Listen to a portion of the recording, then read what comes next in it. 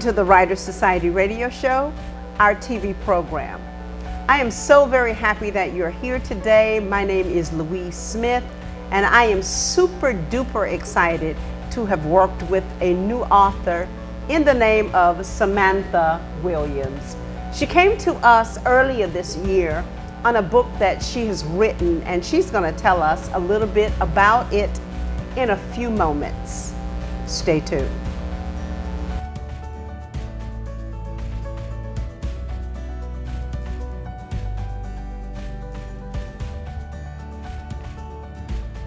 Join us on the Jam Vibes TV network, streaming 24/7, 365 days a year, dedicated to Christian-based entertainment, changing lives for the better. JamVibesTVNetwork.com. I'm Louise Smith, and we're here at Kingdom Builders Publications to express our strongest gratitude for Samantha Williams, who has written a great book about her experience, but about experience that a lot of people have, and it's just not really noted so much. Hello, Samantha. How are you today? Hi, I'm doing well. How about yourself? I am doing good. You look super amazing. And yes, boys and girls, ladies and gentlemen, we are absolutely taking care of ourselves through this pandemic of the COVID-19. But we're here with Samantha. Samantha, how in the world did you get started writing, period? And is this your first piece that you've written? Yes, it is. Thank you so much for having me. I got started because I kept, in my spirit, I felt like I was supposed to write a book. I didn't know exactly what, when, why, and how. I just knew I was going to write a book. Okay, now. So as time went on and the years went on, when things were telling me, when doctors said no, can't do this, can't do that, can't have this, can't have that, I was told no a lot. So I figured my first yes was gonna write this book. You broke through the no. Yes. I love it. And then I started. First they told me I was gonna live to 30. I wasn't gonna make it. I'm 51. Come on now. Then they told me I couldn't have children. As you can see, I got a child. This is my firstborn, Jocelyn. Firstborn, Jocelyn. Just letting God do what God do. But when man said yes, man said no, God said yes. And I just truly, truly thank him.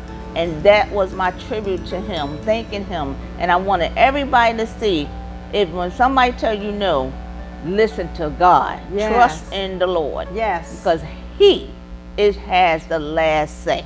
Yes, break through all of the no's, because all you need is one yes. That's it. Yes, so tell us the name of your book. My book is entitled Joy and Pain, Living with Sickle Cell Anemia. Wow. Because I had some joys, right here, Jocelyn means joy, and I had some pains. With every crisis, every hospital stay, every midnight hour crying, that was my pain. Yeah. But again, God saw me through. When did you discover that you had sickle cell?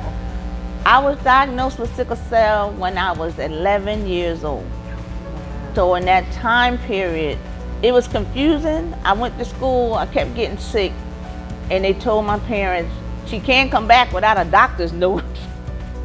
So I went to the doctor and they diagnosed me with sickle cell anemia, and I was 11 years old. From the age of 11 till now, I have been taking medicine, and they told me I will be taking medicine for the rest of my life.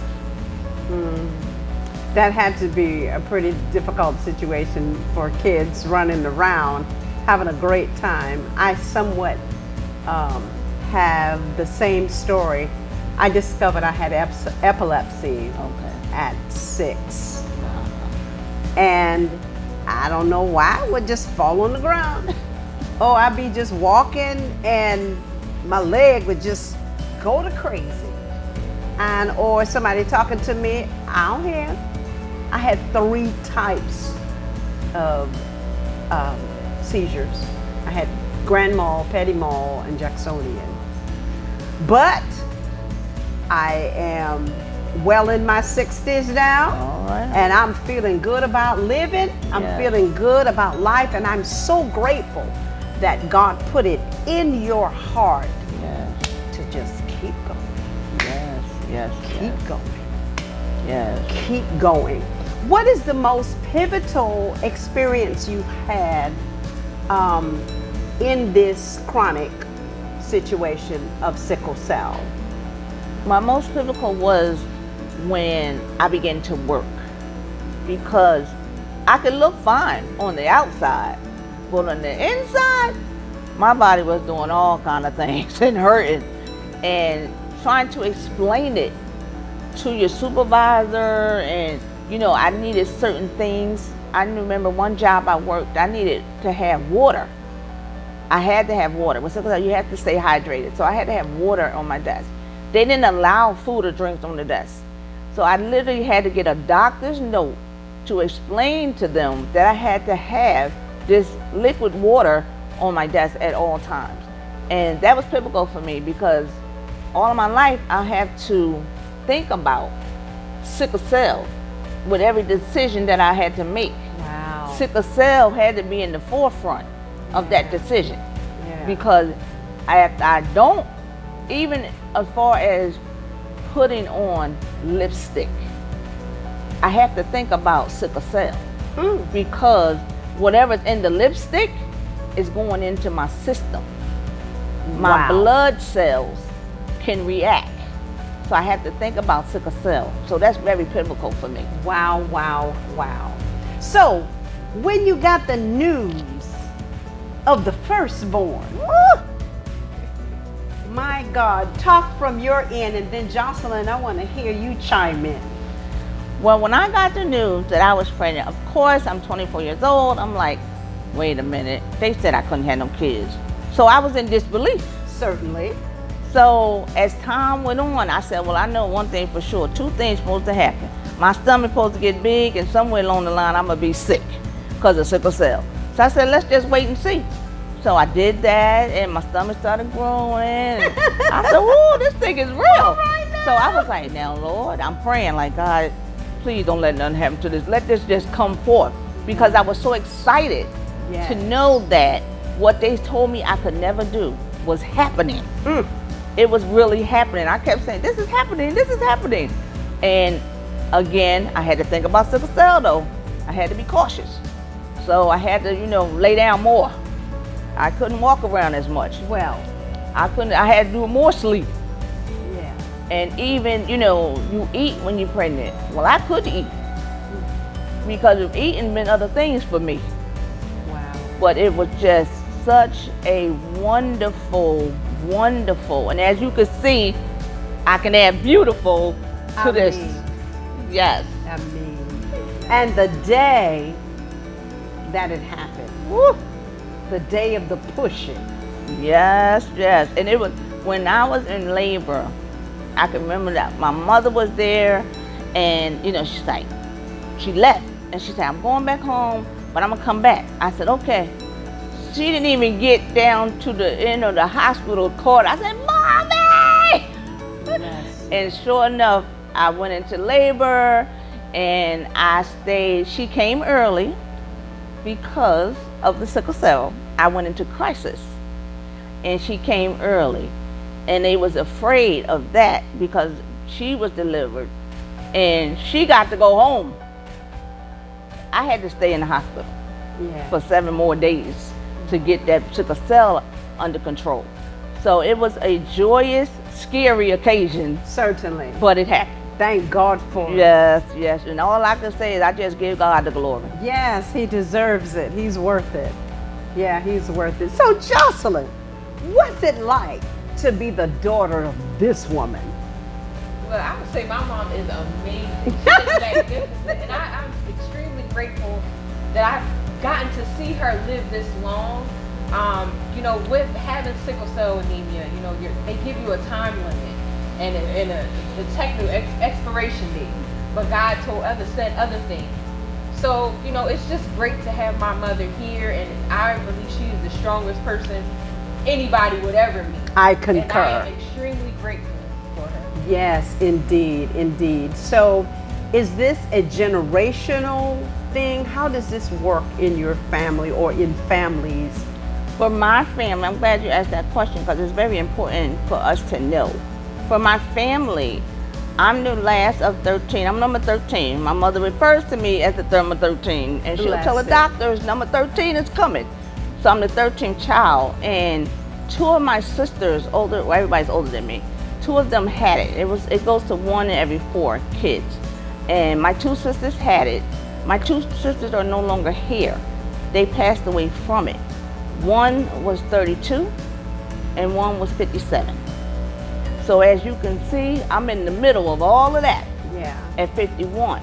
So it really does have, things where you have to check everything with your family, know your family history. All I can say is know your family history, because with this blood disorder, it really, really travels because it's blood.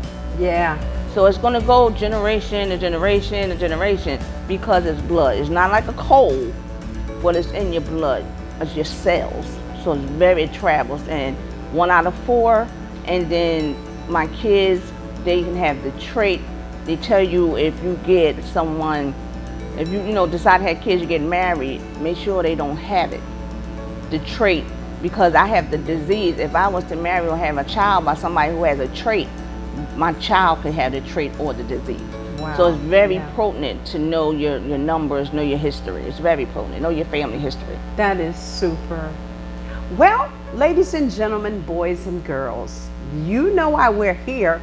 We're here today because of the unveiling. But simply before we get to that, how did you come in contact with Kingdom Builders Publications? I came in contact with a friend of mine that I met at church. Her name is Lakeisha Forrester, and she was telling me about it, and she had told me she had wrote a book, and I was like, really? And I was looking, I was like, oh, 4-word prayers, and it was so helpful to me, because in my life I'm always praying, because I got 4 words and more to talk to the Lord about. So it's really, when she introduced me and she introduced me to you guys, it was just, this is my aunt. This is my aunt, because we are just so close, and she just loved on me. I love her, she loved on me. It just fit. And one thing about the Lord, I know how he talks to me. When things fit, that's him telling me right there, go do it. Wow. Well, it was just such a joy to have met you. Your life, your story has absolutely revolutionized my living. And I thank God, not that you had to go through it, but that you went through it. And now you have put it in a book. Now, I know that you're a part of organizations that help spill the beans about you, or what am I saying, that help give education. Can you tell us a little bit about that? And then we're going to put this book in your hand. The National Sickle Cell Association. It's a worldwide, and June the 19th is World Sickle Cell Awareness Day. So I try to do that. I try to do the Red Cross, because I get a lot of blood transfusions. So we need blood, and I try to advocate. I tell people that, you never see who gets the blood. You donate it, but you never see who gets the blood. So I just like to tell people, I got the blood. I'm a recipient of blood. God bless you. Yes, so I just like to let people know and thank them for, if you want to donate blood or something, thank you, because I am a recipient of blood that has been donated through the Red Cross. So I try to talk to the people and explain to everybody about those kind of things, so they'll know what actually is sickle cell, what happened, how does things happen, what do you do, because a lot of times people don't know. You're right.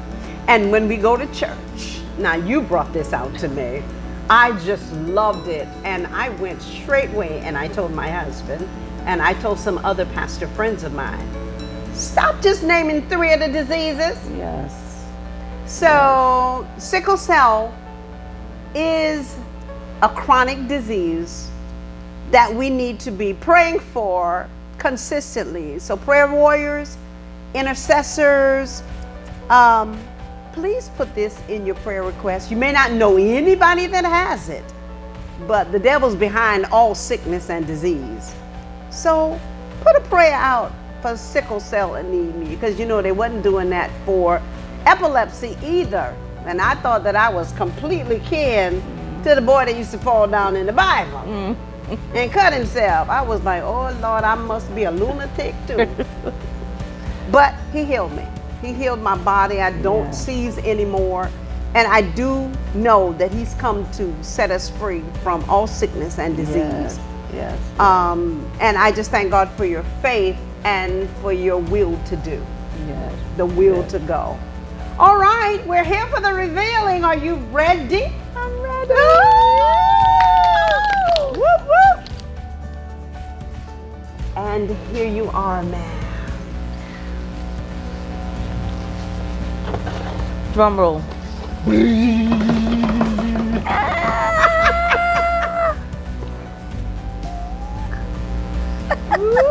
Oh my God. Oh my God. Wow. It's real. It's real. It's real. It is real. How does it feel to you? Amazing. Amazing. Well, there ain't no secret what God can do. If he did it for me, he'll do it for you. Absolutely. Absolutely. Wow. Oh, it looks great. Yes, yes, yes. Can you let's go? Got my name on. Ain't that the song? He know my name. He knows He my know my name. Nice, Yes. nice. Yes, yes. So Well, happy. I am so happy that God has allowed you to accomplish your dream of writing this book. And I'm sure that it's going to help people with sickle cell, family members of people with sickle cell, and just people in general. Yeah, people in general. So what's next for Samantha Williams? What's next is living life and being able to show who God is. I done talked enough about him. Now my life can show who he is. Show he's a way maker, miracle worker. Show it. Yes. And I think that's what I, my testimony, I want my children, this is a legacy for my children. And, in the book I write about, I have letters to my children, and each one of them I love was it. so different. And that was the best, when I got to that part, that was the best part for me, Yes. to write to my Very children, nice. because this is their legacy. Yes. And I think about my sisters that passed on, this their legacy. Yes. Because they're in it, and we have to educate each other. So this is just amazing. Yes. Well, I so thank God for you. Lakeisha was an editor in this book. In fact, when I got it, I didn't have to do nothing but just put it together. I did read it though, but I thank God for our team here at Kingdom Builders Publications. God has called us to do this type of ministry, to get people's words out. So don't be a slouch. If God's given you a book to write, if he's given you a song to write, a song to sing, whatever, get on your mark, get ready, set, and let's go. Any final words, my dear? Yes, final words, I just want to thank you for your love, your compassion. A lot of times, this is my first time doing this. And, the devil talking, I came with some fears, some Of course. uncertainties, Sure.